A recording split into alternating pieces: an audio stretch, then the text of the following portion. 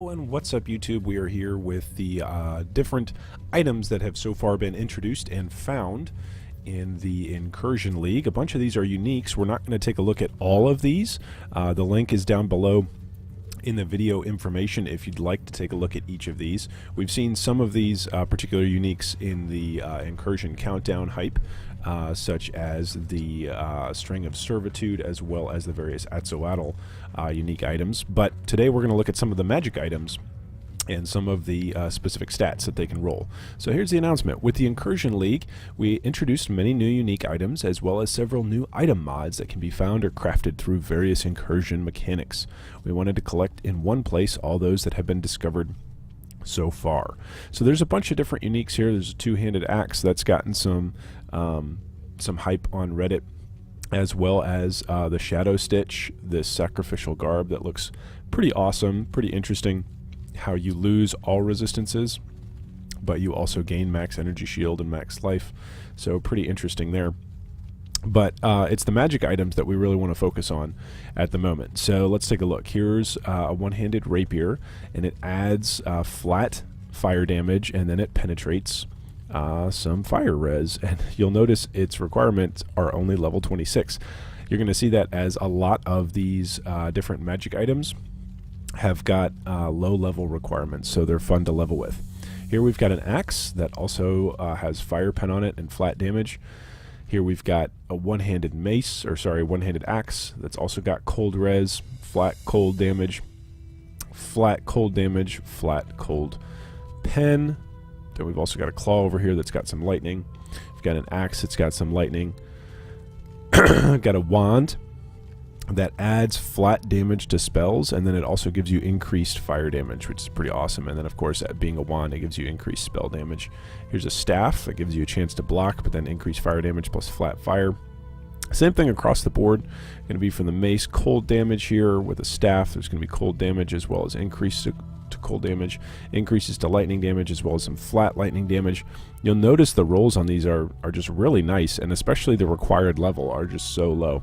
Here's some of the armor options, some of the helms, 47 fire resistance, and then 9% of physical damage from hits taken as fire damage, which is awesome if you can start converting more and more damage that comes your way into elemental damage that you can then cap out and resist, which is just awesome. Here's the cold version, and then the lightning version. Some gauntlets, 25% of physical damage converted to fire damage with some fire damage flat added.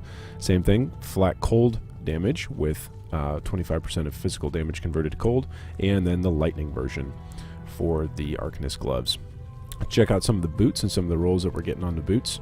Here is 30% increased movement speed, 5% increased movement speed if you haven't taken a hit recently, 30% movement speed, and then 11 chance to dodge hits, and then 11% chance to dodge spell hits with also increased movement. So a lot of these really nice leveling magic items that are findable inside the temple.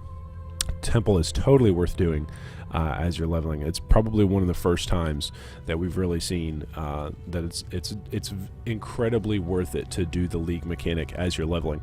So often, like in Abyss, in Breach, in Essence League, it was okay, even in Harbinger, it was like get to maps. That's where you're going to have the highest amount of currency drops and the highest amount of item drops. And then especially once War of the Atlas came out, it was like, hey, get your Elder and your Shaper going. Now it's like, hey, as soon as you can start taking out temple stuff and clearing incursions, start doing it. Here's some flat chaos resistance and then reduced chaos damage taken over time. Flat chaos damage and increased damage with poison. Flat chaos damage added to spells with increased damage with poison. Here's a bow. This one's fun. Increased chaos damage and then increased chance to hit for poison. A claw with poison as well. And then your jeweled foil with 162% increased physical damage and gain 9% of physical damage as extra chaos damage. Hey, how does it feel to run around with Edziri's Promise built into your leveling item for maps, which is pretty great. Alright, here's a prophecy wand. Increased spell damage, gain 5% of non-chaos damage as extra chaos damage, which is awesome. The required level on that is 68. So again, you're low leveling in maps as soon as you get to your end game. As soon as you kill Katava, you're now switching over to these. These are great. increased spell damage, and then again 5% non-chaos damage is extra chaos damage. Increased attack speed with flat chaos damage. The bow version, increased attack speed with flat chaos damage, and then increased chaos damage to spells with increased cast speed. You can vendor that for a Chrome, or you can use it and be amazingly OP at level 53. Increased cast speed on your staff. Let's take a look at some of the jewelry. So here's an amulet, gives you flat fire resistance, and then 0.4% of damage of fire damage leached as life, 0.4% of cold damage leached as life, and 0.4% of lightning damage leached as life. Here are the worm scale gauntlets that give you flat added fire damage against burning enemies.